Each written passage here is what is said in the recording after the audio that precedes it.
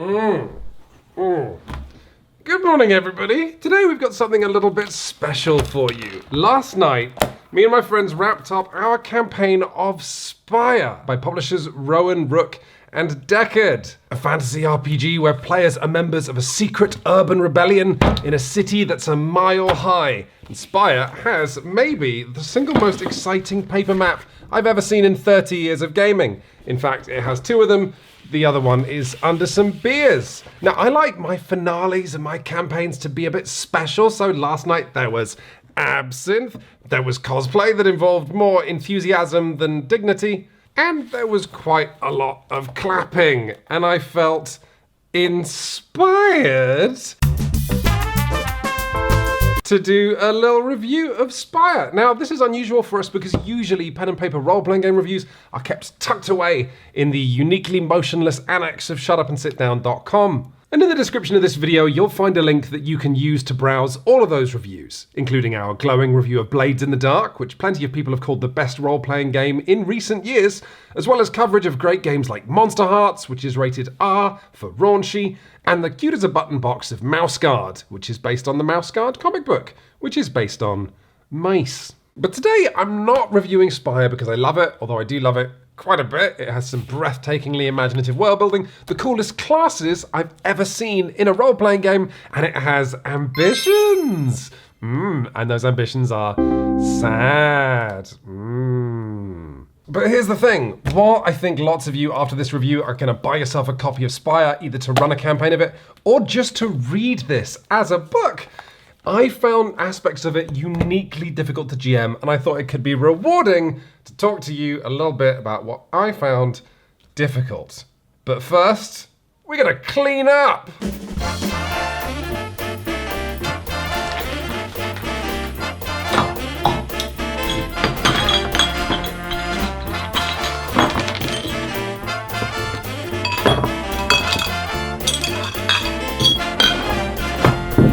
Perfect. So, now we're all set up. Let's explain this game in a bit more detail. So, the city of Spire itself is a mile high and nobody knows who built it, although you can pause here for some very fun theories. And today, the city of Spire is brimming with mysteries and secrets and cults and more twists than a bag of fusilli discovered where you least expect it. However, not so long ago, this whole city was controlled by drow, dark elves who traditionally live in caves, and this is who your players in Spire play. They all play drow, or specifically, they play angry drow. Because a couple of hundred years ago, frost elves, known as the Elfir, conquered Spire in a colonialist war. And the Elfir are wealthy, powerful, ridiculous, cruel, obsessed with art, and essentially turned the city of Spire into an apartheid state, where things get increasingly, even distressingly decadent as you get higher, where more Elfir live, and where travelling down to lower levels means at first facing drow who are poor, and then who are criminals, and then who are starving, and then at the deepest point of the basement there's a ragged hole in reality itself, known as the Heart. So that's fun. Heart is, in fact, an entirely different game by the same publishers, and you can look forward to more info on that later. So, your table of players in a game of Spire take on the role of members of a drow resistance / terrorist organization, and where a session of Dungeons & Dragons might see you going into a dungeon or making out with a dragon, a session of play of Spire will see you carrying out acts of resistance. Whether that means starting a propaganda newspaper, stealing luxury imports, going after a criminal slumlord, or something my players did was try and stop this flow of a very addictive drug that was being forced on the drow, which was probably because I've been watching a lot of Dope Sick. Now, joining the resistance in Spire is not like joining the resistance in Star Wars, where you can expect to face gullible fascists with poor marksmanship and then enjoy an awards ceremony. Doing this job in Spire is going to kill you. Not my words, dear viewer. That's on page 8 of the manual, along with "This is not a kind world" and "Your own family would sell you out." You see, Spire is actually a fantasy game in the noble tradition of fantasy stories that use stand-ins for real-life issues. in order to handle difficult themes while still keeping the experience quite light and poppy. And for a great example of this, you could do a hell of a lot worse than looking at M.K. Jemison's amazing Broken Earth series, which are books about kick-ass wizards that are secretly about the climate crisis and systemic racism. Spire is a game that boldly, perhaps even nobly, offers you the role of someone for whom life is so intolerable that they're willing to sacrifice everything to make a difference. But this isn't overly dark. As the GM, you're supposed to play the Elfir as snooty and close-minded to the point of ridiculousness, which does keep the game quite funny.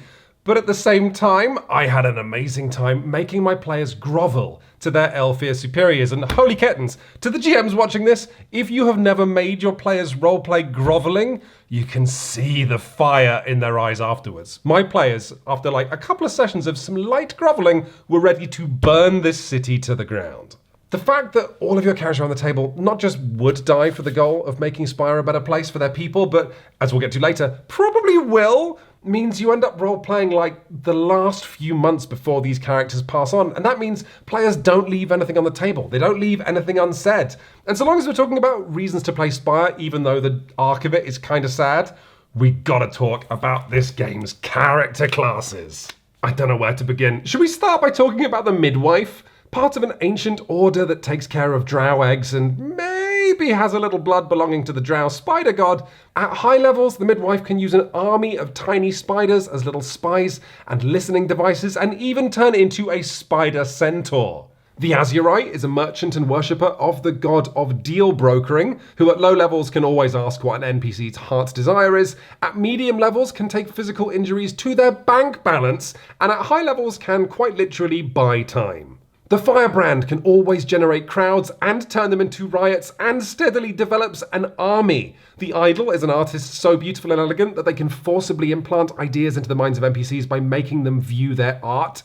Even the most dull-sounding character, the Knight, is less of a fighter with a drinking problem than a drinker with a fighting problem, and has a mystical ability to start arbitrary, pointless brawls, and then the GM has to explain afterwards how it helps the players towards their current objective. There aren't many traditional fantasy role-playing games that could even handle powers that are quite this psychedelic. As a GM, a fraction of the that I had to deal with was my players being able to make any two NPCs attack one another, always know when someone is lying. One of my players had the ability to insert herself into any scene that I was narrating at any point, like she was Batman, which at first was really funny to our troupe, and then as a GM I'm like, oh no, Batman's in my role-playing game.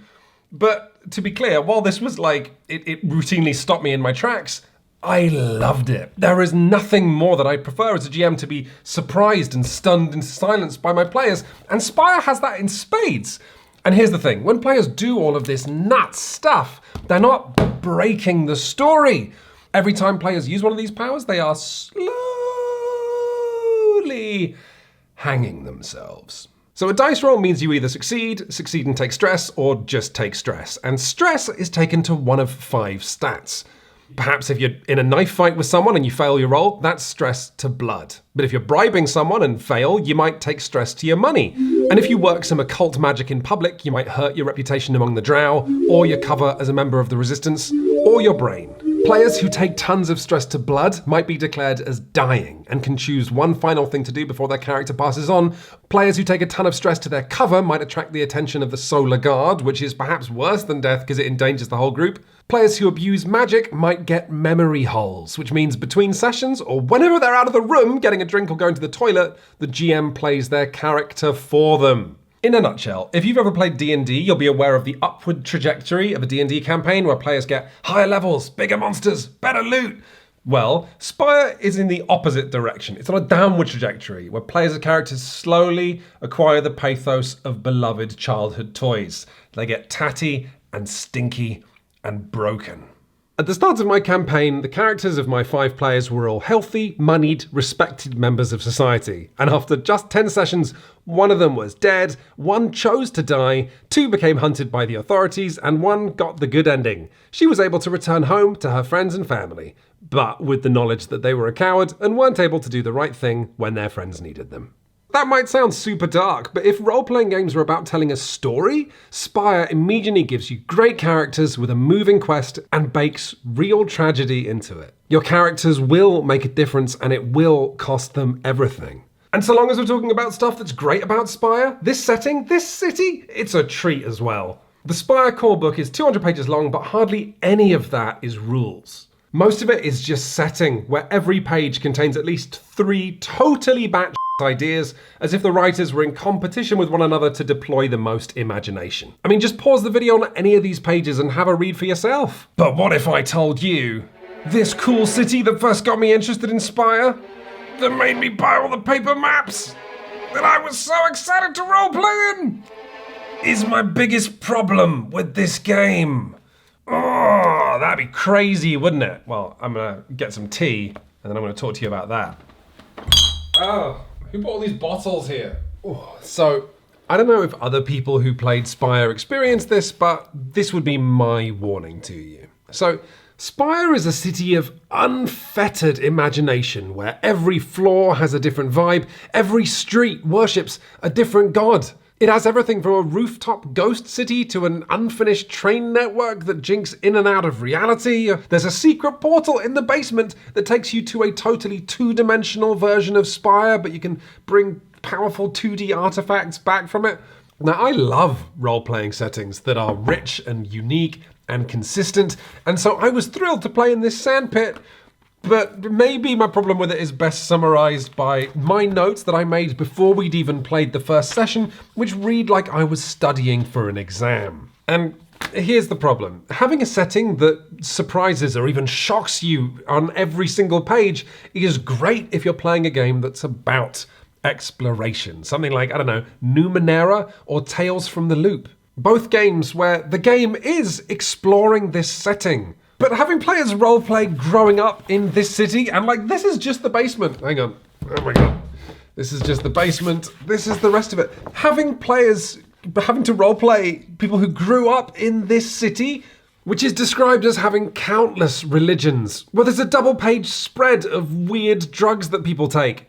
Well, if your group can pull off role-playing in this city, it's obviously transporting to be role-playing in a world that's so lavishly detailed. But getting to that point is a struggle that I feel this book barely prepares you for. And as a GM, I started to feel like an Alexa unit reading endless Wikipedia entries. Like, as a GM, I consider it a success when I stop talking and my players are so into a scene that they just role play it out and discuss all this stuff, and I can just sit back and watch. That's a W for me. With Spire, sometimes I felt like I could never stop talking.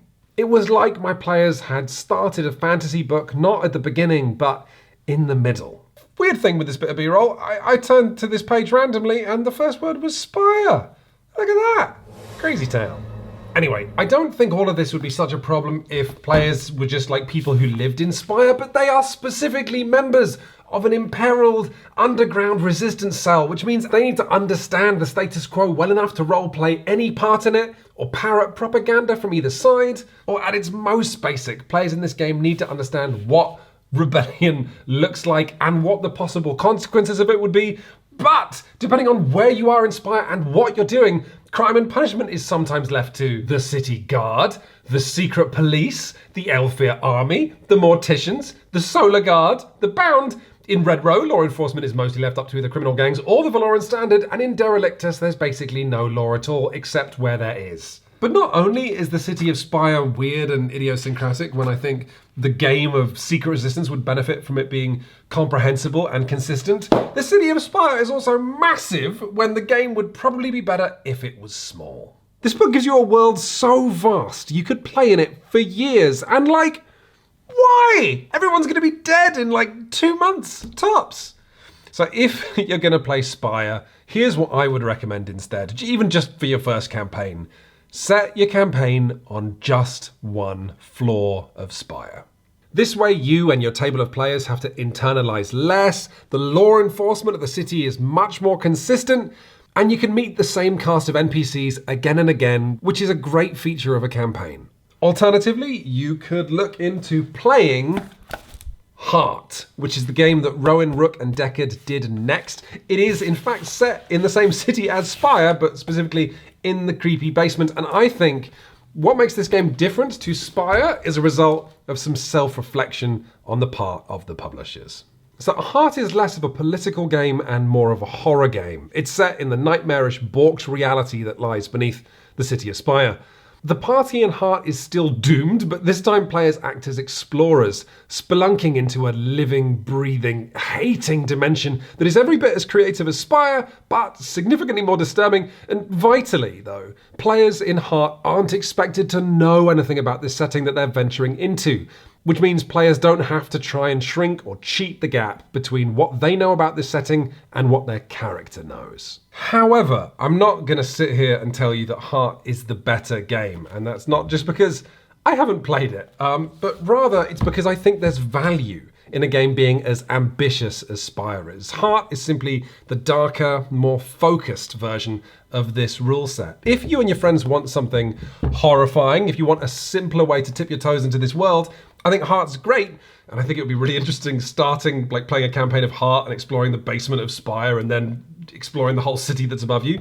However, if you and your friends want something you can really sink your teeth into, if you want to explore really difficult themes, if you want to map out not just your character's personality, but all of their friends and family as well, I do think Spire is great. But if I've piqued your interest with either of these two games in this video, I would heartily encourage you to pick one of them up just to read, even if you're not going to play it, because they're just so full of innovation and imagination and humor. I love them both, and I honestly had as good of a time reading these books as I did playing it. And I did still have a great time with my campaign of Spire. In fact, because we don't get to talk about like role-playing games in videos very often on the Shut Up and Sit Down YouTube channel, I'm going to close this review out with something a bit special. I am going to walk you through all of the role-playing rule sets that I have ever played campaigns of, I should stress, in order from the ones I have the worst memories of to the one that I have the best memory of. You ready? Here we go. All right. Who is ready for me to break the speed limit going down memory lane? Here we go. Okay, you ready? Let's do this. Up first is Shadowrun 3rd edition, and let me tell you, I'm pretty annoyed that you're allowed to sell this game to a 13-year-old boy. This game has 300 pages of rules. And let me tell you, as a GM, if you're only pretending to understand the rules of a game in front of your friends, they get pretty upset when you tell them that their character's been shot. Up next is Hunter the Reckoning, because when I was 14 years old, I thought the coolest thing in the world was role-playing people who become insane and destitute while fighting monsters, and judging by this review of Spire, I still feel that way today. However, my memories of role-playing Hunter mostly involve me as a 14-year-old with other 14-year-olds role-playing like failing marriages and people getting fired from their job. So no one wants to remember that, ever. Oh god, I liked everyone who I was playing this campaign of Traveller 2300 AD with, but I hate role-playing games set on spaceships because the peril is so artificial. What are you gonna do? Blow up the spaceship, killing everybody and ending the campaign? That's not gonna happen, and I didn't really have a solution for it when I was role-playing this game. If I was playing a sci-fi game now, I would structure it like Cowboy Bebop, where there was like a home ship that people could send off other smaller ships from, and those smaller ships could get like totally wrecked. That's what I would do. I didn't do that though. Okay, Fantasy Flight, like, to credit where it's due, did a pretty nice job with this new edition of Legend of the Five Rings, but if you're not aware what Legend of the Five Rings is, it's like an Asian fantasy role-playing setting entirely written by white people. And I had a really good time running my campaign of Legend of the Five Rings, but if footage ever surfaced of me and my other white friends talking about our honor, I would die. Up next is Dungeons & Dragons. I have happy memories of playing Dungeons & Dragons, which I played in 2nd edition and 5th edition. It's fine. Now we're getting into the good stuff. Right, I played Deadlands, the Weird West for quite a while. This is a Wild West Cthulhu RPG that most importantly had a rule set that included the 52 card deck and poker chips and dice. I love all that. It made the table feel like a casino. However, me and my friends are British, and so when you play a Wild West game as British people, you all have the choice of doing a horrible cowboy accent or doing no accent at all, both of which feel pathetic. Tales from the Loop. I enjoyed a great deal. Your mileage may vary, but this is just a really straightforward game about playing teenagers who have teenage problems while having like sci-fi adventures in the style of sort of the Goonies, but more science fictional. It's good. The rules don't get in your way. It was really easy to run. It was weirdly moving because everyone knows how to play a teenager. I like this game a lot. Plus, every character gets to decide on their own 1980s theme song that they can play to automatically pass a skill check once a session. Love it! And here's Spire. So yeah, for all of my complaining about Spire, I did enjoy my campaign of it more than I did my campaign of all these other games. Probably because I'm older, a bit more experienced as a GM, but as I said, it has difficulties. But here's the thing, Spire is not my favorite campaign. We got 3 games to go. Oh, Monster Hearts! You can read more about Monster Hearts in our review on shutupandSitDown.com, but it is the only time I have ever role-played kissing and sex with my friends, and it was weirdly hot. Let's move on. Up next is Torchbearer. I loved my campaign of Torchbearer. Torchbearer is a game that asks a very important question. What if D&D was sad? I'll be taking no questions at this time. I just loved sending my friends into horrible caves and having them run out before they'd even got to the bottom because it was just so horrible in there. And finally, my favourite role-playing game of all time.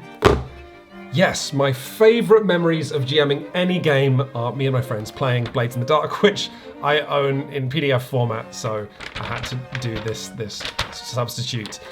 Blades in the Dark is great. If you want to know more about it, we have an exhaustive review written on shutupandSitDown.com, and you can find a link to all of our RPG reviews in the description of this video, but hopefully, I think we can put a link to our site and that review right here. So if you see a button to that review, give it a click. And if there's no link to Blades in the Dark, then Shut Up and Sit Down has once again failed to get the better of technology. Thank you so much for watching, everybody. I hope you enjoyed something a little different from Shut Up and Sit Down. I had a great time putting it together, but I'll be back with more board game coverage in just about, I have no idea, a few weeks, a month, who knows?